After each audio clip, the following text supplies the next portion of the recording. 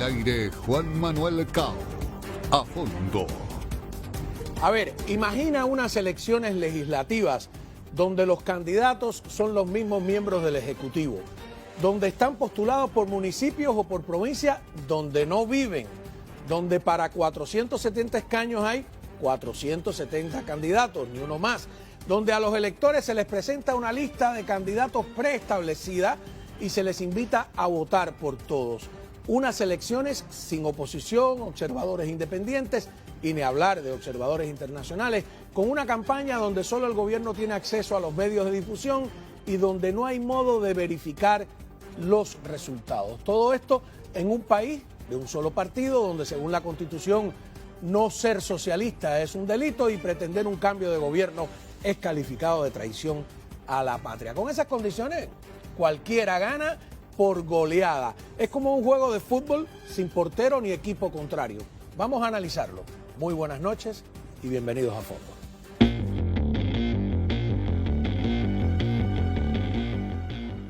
Muy bien, tenemos a Helen Martínez, directora de ADN Cuba, adn.com, bilingüe ahora. ADN América también, en adnamerica.com, que escribimos en inglés y en español. Sobre todo cubrimos mucho política doméstica aquí en Estados Unidos y la región. Pues tienes tema, porque ahora está la legislatura de la Florida candente, ¿eh? Produciendo todos los días una noticia. Vamos a ver qué dijo Monseñor Díaz-Canel después de votar. Adelante. Estamos defendiendo la revolución, estamos defendiendo el socialismo, estamos defendiendo la patria. Nos estamos defendiendo los cubanos de tanta agresión, de tanto odio.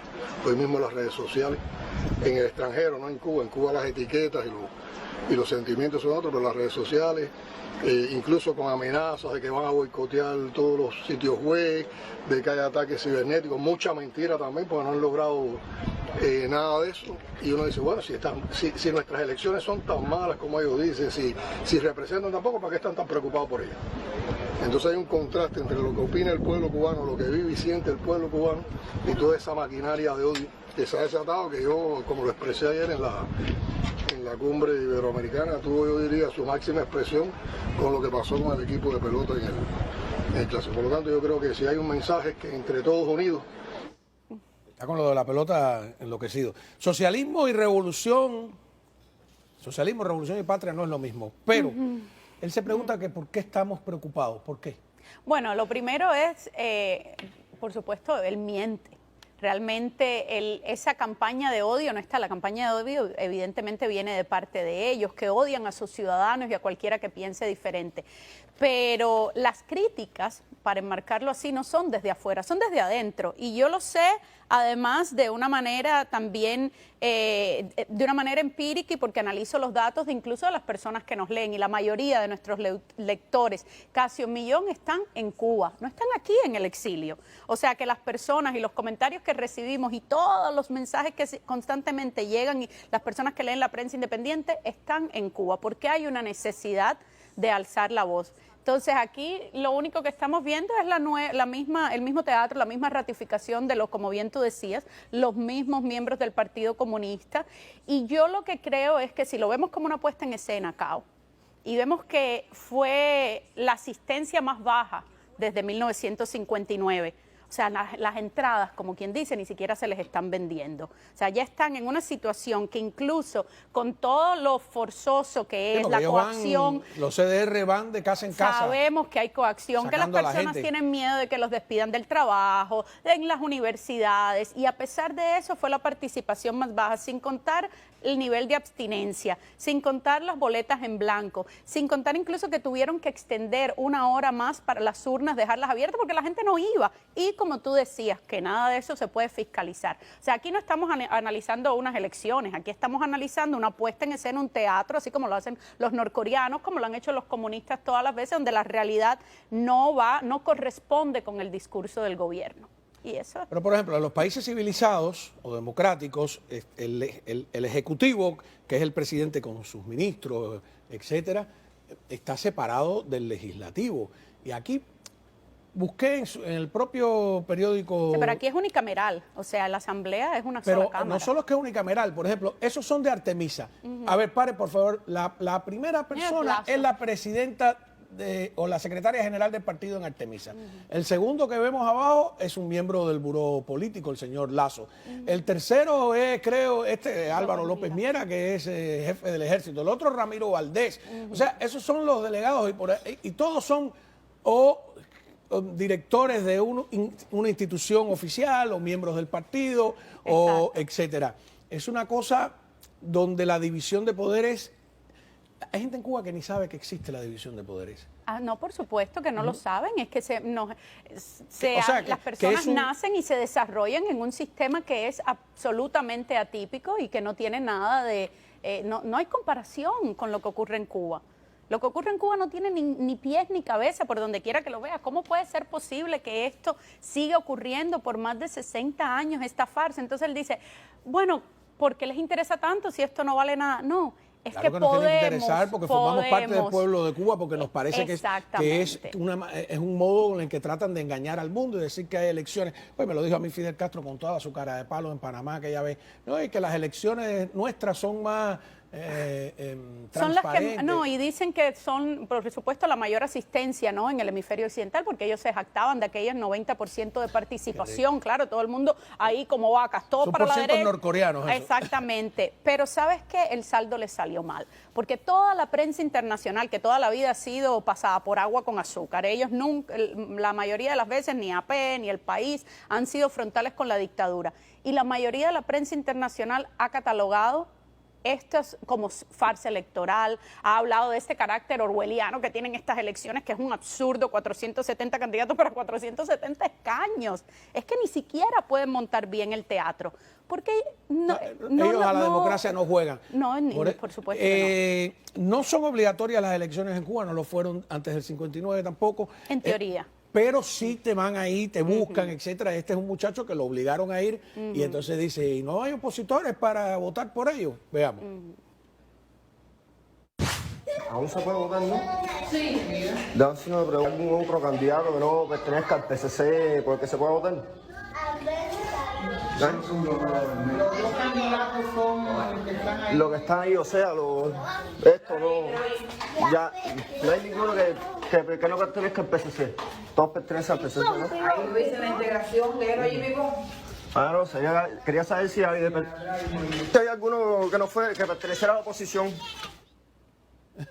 No, y el único que más o menos había lo quitaron de la boleta, pero míralo ahí, no pueden ni siquiera responder porque la misma gente que está en esas mesas le da vergüenza, no saben qué van a decir. Eso es un teatro que no se creen ni siquiera los que los están montando. Muchos de esos candidatos tampoco creen en ese sistema, están esperando que pase algo para cambiar, y lo vemos constantemente, que hasta ayer seguían el régimen y mañana vienen aquí y se les olvidó todo lo que hicieron y dicen me equivoqué. O sea, ahí no hay credibilidad ninguna. Bueno, yo siempre recuerdo que ellos han dicho abiertamente que no van a permitir a ningún opositor postularse. Claro. Los primeros que lo intentaron fueron Osvaldo Payá Sardiñas y Roberto Bahamonde hace muchísimos años y les dijeron descaradamente que no iban a poder hacerlo.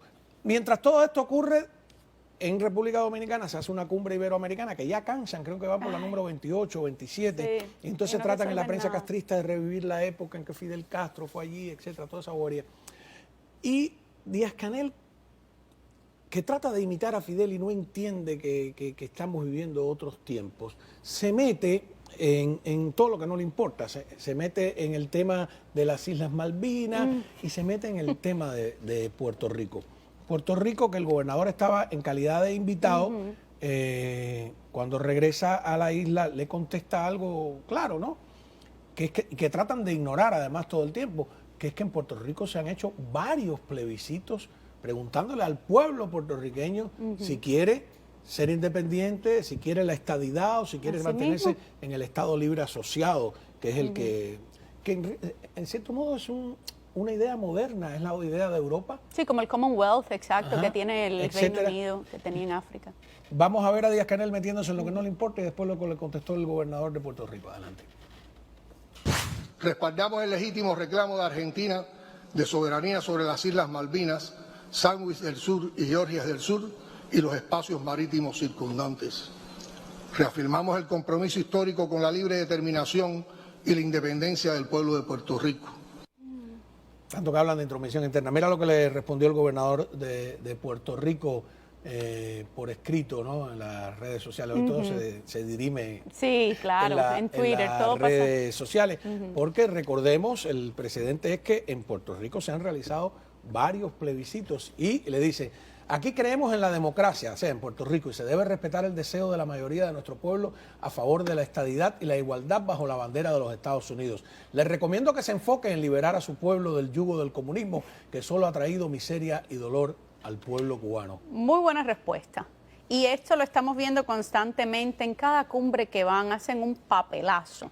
No va a una cumbre, un evento internacional. Precisamente lo que tú dices, no se dan cuenta de que están viviendo en otra época, pero además es un discurso trasnochado, caos, reciclado de otros años, que no va de la mano con los problemas que existen hoy en día en el mundo. Entonces no engañan a nadie y para mí eso es lo que mayor satisfacción me da, que no engañan a esa comunidad, quedan personas, pero no engañan a esa comunidad internacional, esa América Latina que antes fácilmente se tragaba el discurso de ellos, cada vez son menos. Y tienen que ser muy sospechosos los que creen en ese discurso hoy en día a nivel político y personas que realmente tengan poder político. ¿Quién puede creer en un país que se ha venido abajo, en ruinas absolutas? Nadie. Tremendo. Vamos a una pausa. Cuando regresemos, Luis Alberto Lacalle, presidente del Uruguay, pues pone los puntos sobre la silla y los comunistas se están fajando entre ellos. El de Chile con Daniel Ortega, Daniel Ortega con Lula, les falta el loquero, ¿no? Se nota, ya volvemos. Continuamos hablando con Helen Martínez, directora de ADN Cuba, siempre es un gusto y se aprende. No puedo soportar más ver a Díaz Canel. Te lo agradezco. Yo creo que los televidentes tampoco lo pueden soportar ver más y tenemos que aguantarlo. Y se puso ahí en la cumbre iberoamericana a llorar, que bloqueo, que los americanos no me quieren, ay, yo que los Bueno, amo, viste que le dijeron a Estados Unidos que les resbalaban sus opiniones. Ellos andan como perros falderos a Estados Unidos para que les quite las Está como sanciones, Shakira pero con después... Piqué. No, ay, no, más o menos lo mismo. Pero ellos ni facturan, como Bueno, Miley no, ellos Cyrus. sí facturan a cuesta del pueblo. Ellos, no, sí, pero entonces Luis Alberto Lacalle, presidente del Uruguay, le respondió, no llores más, mamita. Hay una tendencia casi que es un reflejo automático de buscar los responsables de nuestros males afuera de nosotros mismos. Siempre la culpa o de Estados Unidos, o de China, o de las grandes potencias. Muy bien, eso estuvo corto, pero habla ahora Lacalle también aquí de la verdadera justicia. No sé si lo tenemos en ristre, listo. Sí, voy más rápido que... Y la otra tendencia es que para... Ah, mira, ahí va. De la justicia imperfecta por ser humana es muy complejo. Y no hay sistema mejor hasta el momento, dentro de la imperfección de los mismos, que la democracia. La justicia como tal solo puede ser asegurada con instituciones fuertes, con separación de poderes y con respeto a los derechos humanos. Separación de poderes en Cuba. Es un concepto ¿Qué que es no eso? pueden ni Cuando entender. los miembros del Parlamento, que se supone que es el legislativo, el Parlamento unánime, son además miembros del Ejecutivo, como separación de poderes. Y además, esa cosa muy graciosa, si alguien nos está viendo en Cuba, de que de repente ellos representan municipios donde no viven. O sea, aquí, en el mundo mundial, En el mundo real. tú para postularte a alcalde de Jayalía o a concejal de Jayalía, tienes que vivir en Jayalía. ¿Cómo es eso de que entonces Raúl, que vive en La Habana, y todo el mundo sabe que vive en La Habana, o Díaz Canel, que vive en La Habana, representan a las villas? No, porque es lo que encuentren ahí, lo que ellos ya saben que tienen en sus arcas y entonces que son los títeres que pueden manipular. Una de las que ahorita vimos en la lista, yo no sé si era de Mayabeque o qué sé yo, cuando vive en Víbora Park. Entonces, no tiene sentido porque se supone que tú estás allí para representar a los ciudadanos, a tu vecindario, tú sabes cuáles son los problemas que hay. Si tú no vives ahí, Es tú que no ahí sabes. nada tiene sentido. Es todo un cuento chino. Nada tiene sentido, todo es un cuento chino. Y una cosa que es importante decir es que incluso en este cuento chino, ellos tuvieron que comenzar a acosar a los disidentes y a los periodistas desde horas de la mañana el día de las supuestas votaciones, más de 30 agresiones documentó Cuba Leaks. Porque si no hacen eso, además, ni siquiera pueden más o menos sobrellevar el teatro. No realizan elecciones competitivas porque saben que las pierden, no hay otra explicación. Pero hay una cosa en la cumbre iberoamericana, de República Dominicana, que yo no tengo claro que ellos logren. Antes, por lo menos, para ser incluido en la declaración final que ellos quieren, una condena a lo que llaman el bloqueo y también una petición de que lo saquen de la lista de países que patrocinan el terrorismo, yo creo que todo se tiene que aprobar por unanimidad. Entonces, si la calle no va a firmarlo, buscarán, qué sé yo, alguna de las comisiones que haga una declaración, pero en la declaración oficial de la cumbre no creo que puedan conseguirlo, a no ser que la cumbre cambie por completo las reglas. Pero te decía que además se están fajando entre ellos. El presidente de Chile, que tiene una disputa ya casi personal con Daniel Ortega, dijo lo siguiente. La dictadura chilena nos enseñó de forma brutal los riesgos de relativizar la democracia y los derechos humanos. Y aprendimos que nunca, pero bajo ninguna circunstancia y con ningún pretexto, ello se debe permitir. Por eso, estimados colegas, no es aceptable de parte nuestra callar ante la dictadura familiar de Ortega y Murillo en Nicaragua, que acaba de privar de su nacionalidad a 94 opositores y deportar a más de 200 presos políticos. Bueno, yo no lo entiendo. Yo necesito un psiquiatra yo para entender la locura Voy de un con día. algo con Boric, y es que primero el comunismo no funcionó, se inventaron el socialismo del siglo XXI. El socialismo del siglo XXI, y tenemos ahí todo lo que ha pasado en Venezuela, todo lo que ha pasado con Nicaragua, no funcionó. Ahora entonces se inventan el socialismo progre que Boric va a la cabeza. Bueno, porque como le golpearon con y un le no queda en la bien, Constitución. exactamente, y le queda bien criticar, porque es evidente que no hay manera de defender lo que ocurre acá en Nicaragua, en Venezuela y en Cuba, y tienen... ¿Te has fijado que no menciona a Cuba Boric nunca? No lo menciona, por supuesto, porque lo de Nicaragua es como que está aceptado, incluso criticar también a Venezuela está aceptado, pero Cuba todavía sigue ahí en un lugar un poco como, no sé, medias tintas, gris. Ahora, lo que está pasando en Chile es también una llamada de atención para nosotros en Cuba de la importancia que la importancia que tiene cambiar las ideas de una sociedad. O sea, lo que ocurre en Cuba y lo que ocurre en Chile, cómo se pudieron, después de Pinochet, después de Allende, después de todo el desarrollo que había en Chile con sus problemas, cómo vuelven a caer en la trampa del socialismo, porque te da la medida que mañana Cuba se puede liberar, pero si lo que queda aquí, y si las ideas que quedan y los opositores también no entienden. O sea, no es no entender la solución. Viene una nueva generación que no vivió la experiencia. Exacto, no entienden el problema de por qué esas sociedades no funcionan y lo van a repetir. Y se va a repetir incluso y va a venir un cambio cosmético porque nosotros, y está en nosotros como cubanos y como sociedad, entender cuáles son esas ideas que no funcionan, que no son solo económicas.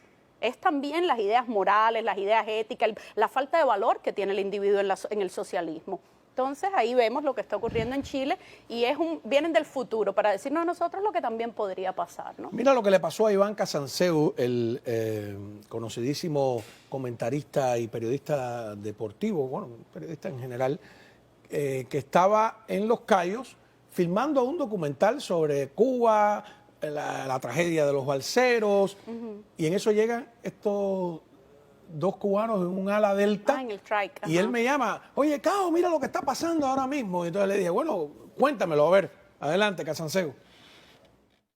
El sábado estábamos grabando un documental, mi segundo, que tiene que ver con Cuba y con el sufrimiento del pueblo cubano y un crimen que quedó impune. Y bueno, aterrizamos en Key West, en el aeropuerto de Key West. Hicimos unas grabaciones y cuando nos aprestábamos a regresar, a tomar vuelo de regreso, nos dijeron que no podíamos despegar porque había habido un accidente con un avión. Fuimos a investigar y nos dimos cuenta que no había sido un avión, que había sido un ultraliviano con dos cubanos que en busca de la libertad recorrieron las 90 millas. Ustedes pueden ver en qué, ¿no? O sea, y en qué condiciones y lo peligroso que debe haber sido esa travesía. La inventiva, la imaginación, la creatividad de los cubanos no deja de asombrarme y la verdad es que una vez más queda confirmado que el sufrimiento del pueblo cubano es más que real, ha sido por muchísimo tiempo y merecen libertad. Bueno, Casanseo, esperamos tu segundo documental, el primero sobre Maradona, yo creo que está en Netflix y es muy bueno. Hay ahora una bronca andando en las redes, una gente que dice que son espías. Porque son militares. Y porque yo creo que guardacosta. pertenecía, dijo alguien se lo dijo a Mario Pentón, a un grupo que dirigía René González, el espía que vino aquí. El club de aviación. Supuestamente en un avión de fumigación, haciéndose pasar por un prófugo. ¿Qué hacemos con eso? O sea, hay motivos reales para sospechar porque nos han engañado muchas veces, pero bueno, a la no misma vez, primeros... ¿cómo vas a acusar a alguien? O sea, ¿qué hace? Yo creo que eso es algo que ha ocurrido históricamente en el exilio. Va a seguir ocurriendo porque es en un país donde la mayoría de las personas en algún momento para trabajar, etcétera, sobre todo hace años, se tenían que integrar, como ellos decían. Ahora, hoy por las redes sociales, por la información que hay, siempre hay un ojo que te ve. Entonces, yo conversé con la persona en Camagüey también, Mario Pentón, que también tiene declaraciones que dice que uno de ellos, sobre todo, ¿no?, es el que había tomado actos como represivos en su contra, porque este señor en algún momento también se trató de ir de Cuba ilegalmente. Entonces, yo creo que no queda más que esperar a que las autoridades evalúen este caso, los abogados de ellos presenten también su posición y su defensa. Es un tema... ¿Dónde están? ¿Están detenidos? Están detenidos hasta el momento, esa es la última información que tenía antes de venir para acá. Ajá. Entonces... supuestamente ya no son parte, o sea, son retirados, son como veteranos, ¿no? Son retirados del ejército, eran guardafronteras. Esa es la información que se tiene por fuentes en Cuba. Creo que la familia, ustedes también lo publicaron, Pentón lo publicó, que se confirmó que sí habían sido parte del ejército. En el escenario de Cuba esto es muy complejo. Aquí hay constantemente bueno, primero el servicio militar es obligatorio en en Cuba, mucha gente... Sí, pero cree bueno, que en el Minin la van a pasar mejor, hay de todo. Ya y hay, por supuesto, los caras de palo de siempre, ¿no? Por supuesto, ya Cuba dijo que eran desertores, que le devolvieran el equipo, porque ellos, ¿sabes? El equipo. Mejor le regalamos a la Delta, a ver si otro más viene. No admiten ese regalo. Helen, muchísimas gracias. ¿Cómo pueden entrar a ADN Cuba? ADNcuba.com y ADNamerica.com también, y pueden buscarnos en Facebook y seguirnos, y también en Twitter y en Instagram. Cómo no, bueno, un gustazo.